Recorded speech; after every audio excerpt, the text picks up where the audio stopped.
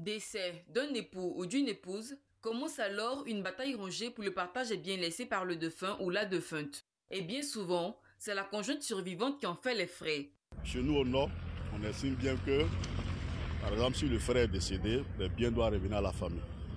Dans des coutumes ici en Côte d'Ivoire, quand l'homme meurt dans les pays du centre, on vient, on dit la femme de sortie n'a qu'à donner tout ce qu'il a. Et bon, la chasse. Et surtout, quand il y a les matriarcats, tu es là, ton père a ça, tu n'as pas. Ce sont les neveux. Et d'autres même on tue. Les neveux tuent les oncles pour hériter. De longues années de travaux législatifs auront été nécessaires pour que le conjoint survivant soit traité à peu près convenablement. Avant, le ou la conjointe n'était même pas mentionné dans la liste des héritiers. Motif, il n'a aucune goutte de sang commune avec son mari ou son épouse. Aujourd'hui, avec la loi de 1964, on note des progrès. S'il n'a pas de père, il n'a ni de mère ni de frère, il est marié légalement avec sa femme, mais là, il n'a pas de testament à gérer.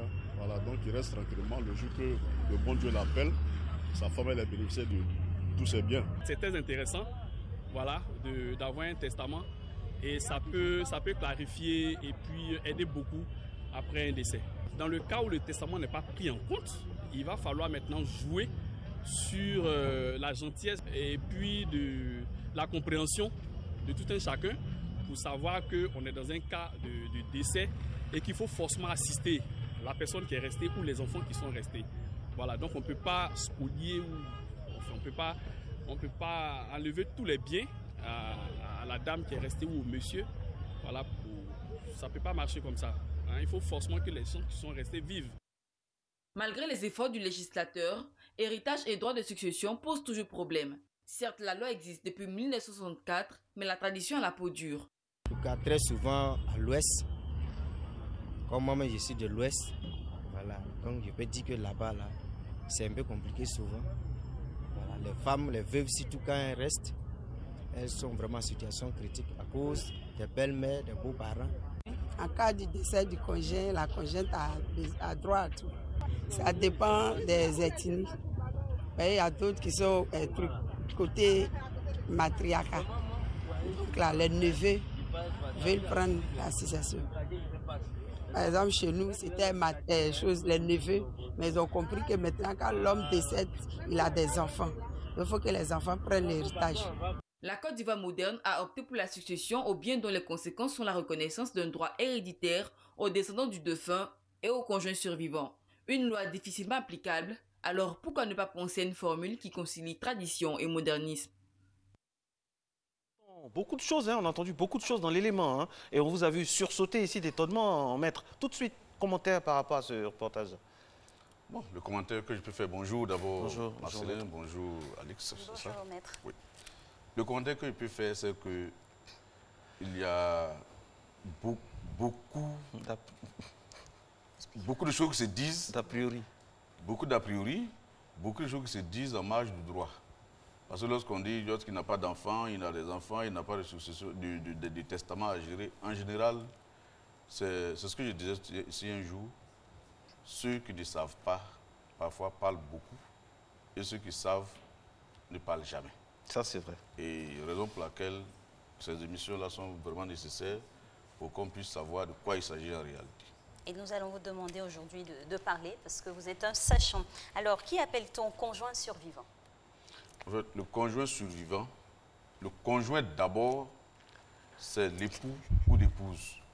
Parce que quand on dit conjoint, on pense toujours à l'époux. À l'époux, oui. Ou bien on entend la conjointe. Non, le conjoint survivant, c'est l'époux ou l'épouse. C'est-à-dire la personne qui a été mariée, qui a partagé la vie de l'autre qui est décédé. Est-ce que le conjoint... Ah, on continue, allez-y. Le conjoint, ce n'est pas le copain ni la copine. Très bien. Ce n'est ni le concubin ni la concubine. Ni le fiancé. Ni le fiancé ou la fiancée.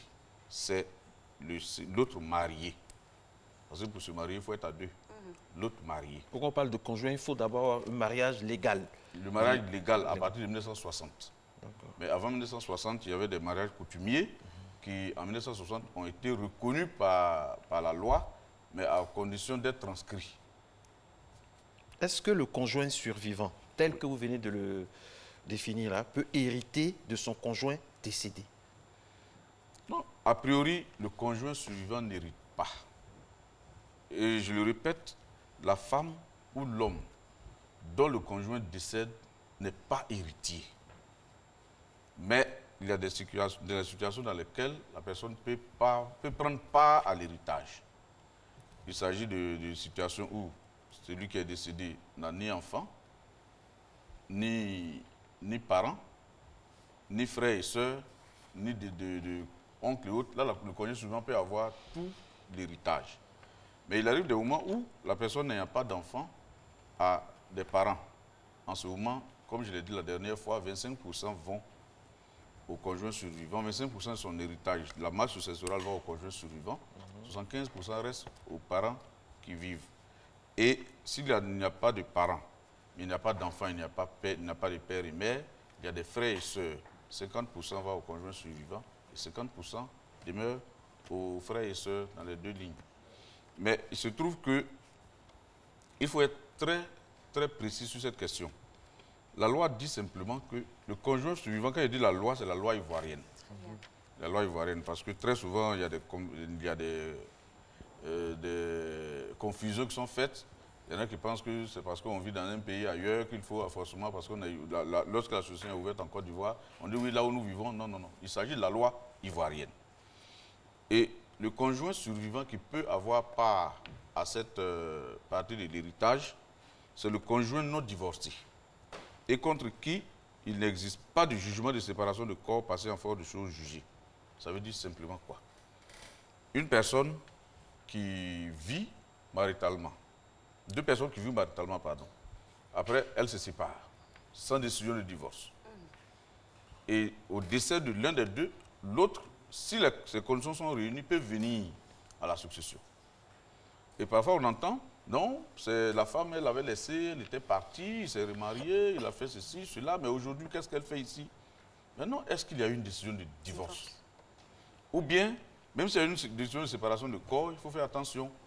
Des personnes qui font une décision de séparation de corps, très souvent, elles sont à l'audience, elles font la procédure, jusqu'à ce que le juge dise, le tribunal, après en avoir délibéré conformément à la loi, prononce la séparation de corps d'un tel, ces personnes quittent la salle en trompe, parfois même manquant de renverser le second justiciable qui va entrer.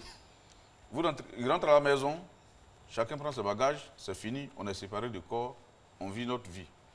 En cas de décès, ce conjoint survivant peut apparaître. Si les conditions telles que définies par la loi sont réunies, ce conjoint survivant peut participer à l'héritage.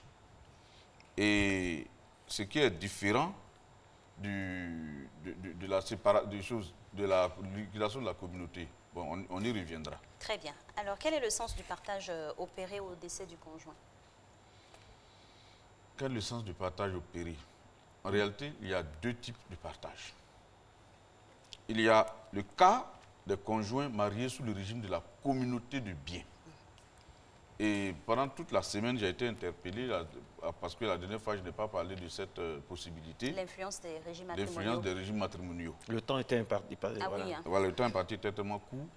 Lorsque il y a un mariage, le cas d'un mariage, de personnes mariées sous le régime de la communauté des biens, au décès de l'un ou de l'autre, on fait ce qu'on appelle la liquidation de la communauté. C'est-à-dire la séparation en deux des biens acquis au cours du mariage par les époux, par l'activité des époux. Mais ces biens ne prennent pas en compte les biens acquis par l'un des époux en succession. Donc ça veut dire que s'il s'avère que quelqu'un dans son quartier rêve de se marier à la fille du riche commerçant d'à côté, ou du riche homme d'affaires d'à côté, ou du riche ainsi de suite, si ces biens sont acquis, les biens qui viendront à cette personne-là, si c'est des biens par héritage, ces biens ne rentrent pas dans la communauté. Ah. Cela ne fait pas partie du patrimoine du couple. Du patrimoine du couple, non. Ah.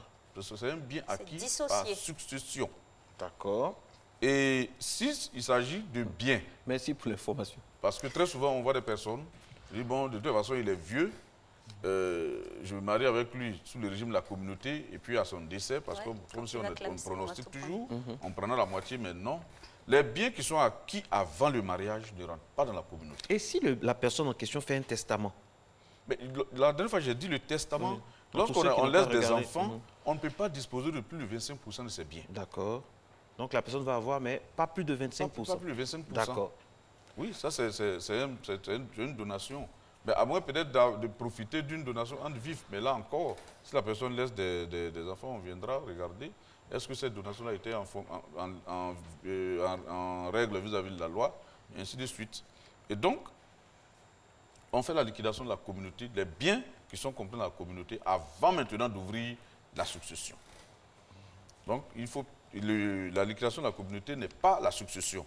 Parce que cette liquidation-là peut intervenir même en cas de divorce.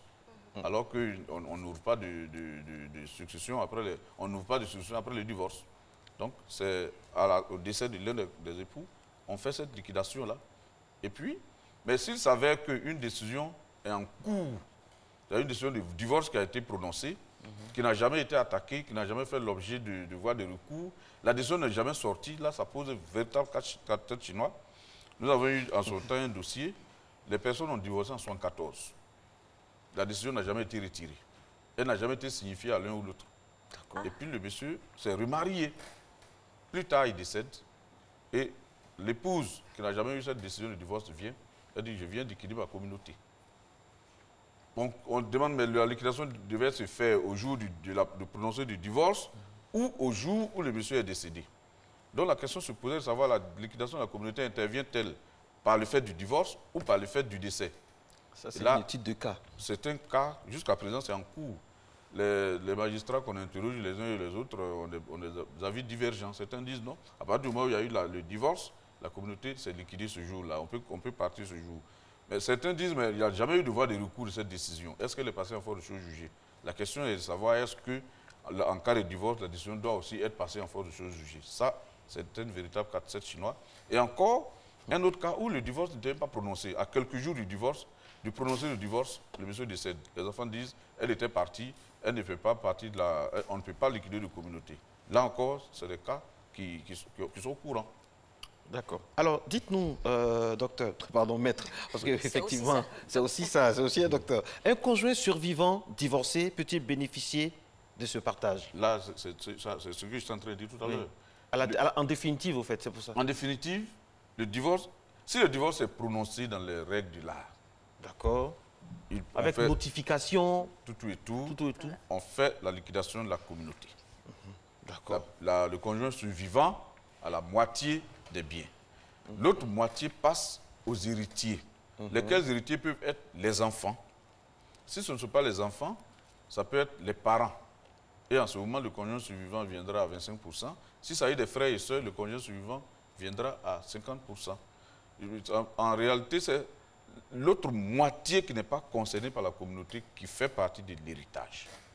Mais à condition que ce soit bien un mariage sous le régime de la communauté de biens. Si c'est un mariage sous le régime de la séparation de biens, on ne parle même pas de liquidation de communauté parce qu'il n'y a jamais de communauté. Très bien. Comment explique-t-on que certains conjoints s'accaparent les biens du conjoint, on va dire, décédé? Oui, de plus en plus, bon pas de plus en plus, assez souvent il nous est rapporté des cas de ce type. Où on dit non, le conjoint, le père en général étant décédé, l'épouse s'accapare de tous les biens. Mais non, l'épouse ne peut pas s'accaparer. Non, ce n'est pas possible. La loi ne le permet pas. Sauf si elle est mère d'enfants mineurs. En ce moment, elle devient administrateur des biens du mineur.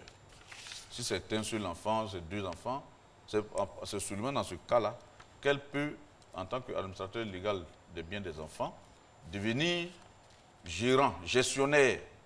Donc en réalité, les gestionnaires, elle n'est pas propriétaire de ses biens. Elle ne peut pas s'accaparer ses biens.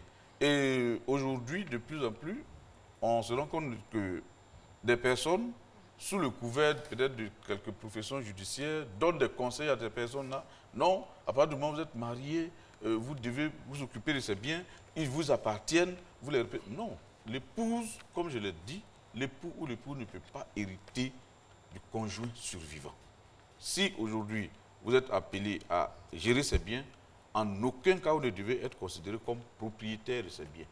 Donc quand on dit l'époux c'est accaparé, l'époux ne doit pas pouvoir s'en accaparer. Et à quel moment intervient l'usufruit? L'usufruit, en fait, quand on dit usufruit, dans les deux, il y a usus et fructus. En fait, les attributs de droit de la propriété, il y a l'usus, le fructus et l'abusus. C'est-à-dire, j'ai le droit, en tant que propriétaire de la chose, d'en user.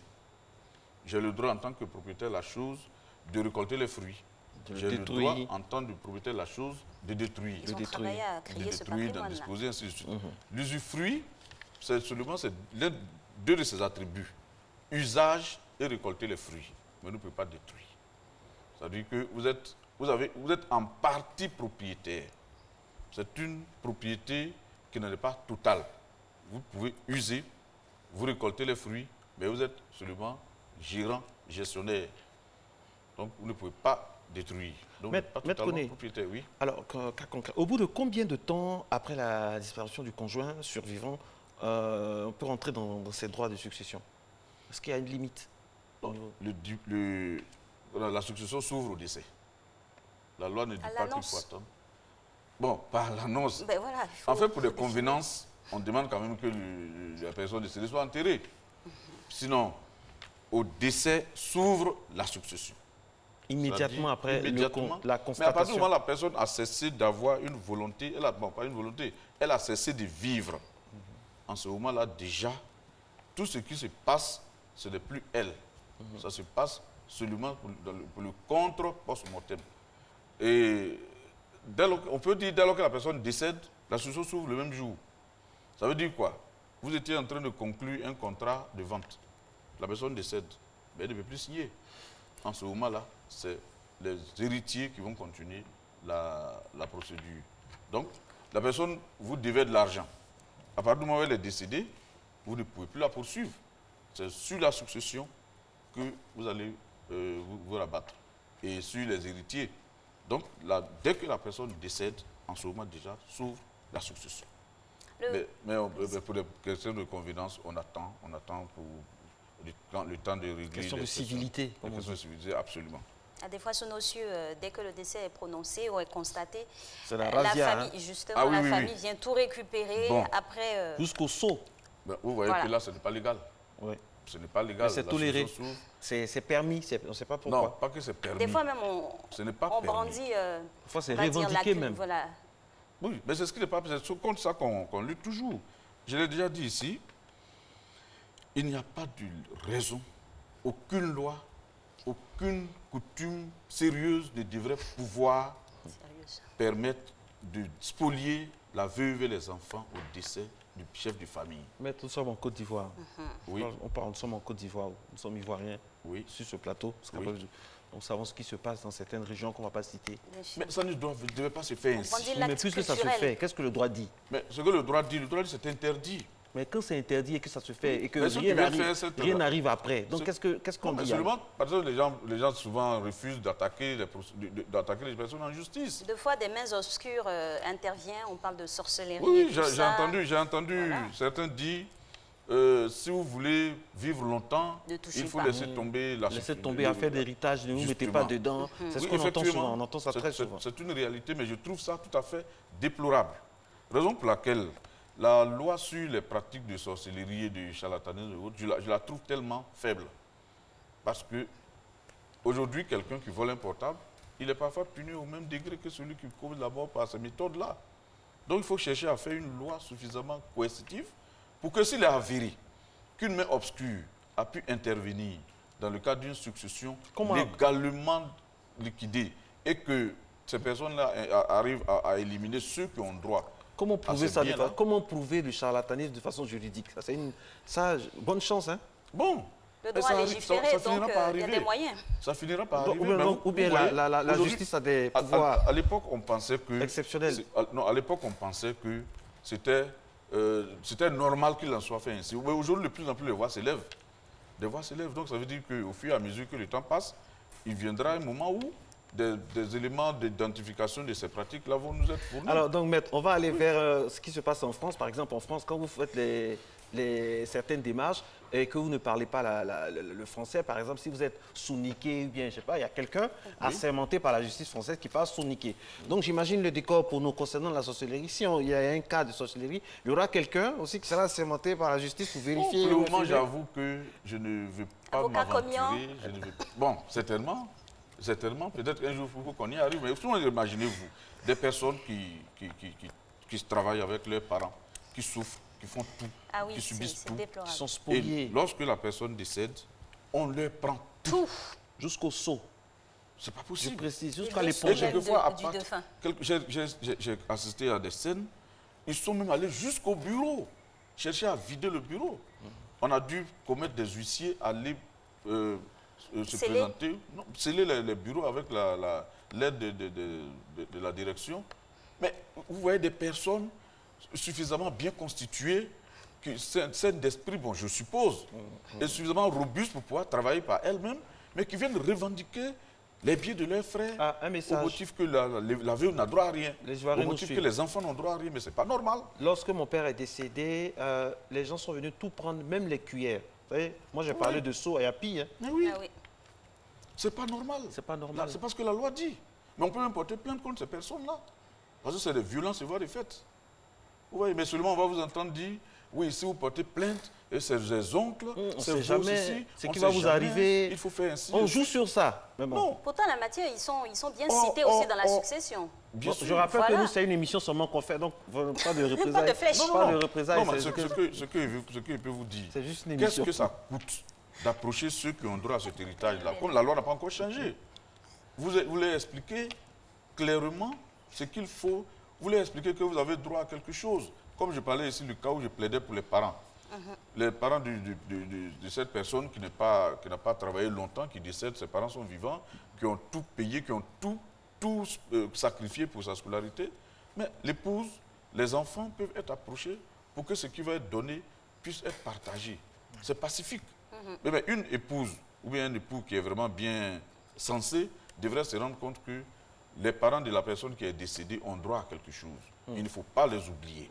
Et ça aussi, c'est une sensibilisation qu'il faut faire. Parce que souvent aussi, l'épouse qui n'est pas héritière, très souvent affiche un comportement de mépris à l'égard de toute la famille. Alors que si elle peut avoir droit au bien, c'est parce qu'elle a un enfant. C'est même pas, c'est bien, ce sont les biens de l'enfant. Donc, si elle peut les gérer... Parce que des fois aussi, elle concourt à, on va dire, faire la production de ces biens-là aussi, en aidant son mari. Parce que vous concluez à faire la production, vous allez être méprisant, vous avez des parents. Ça ne justifie pas son comportement. Mais non, pas du tout.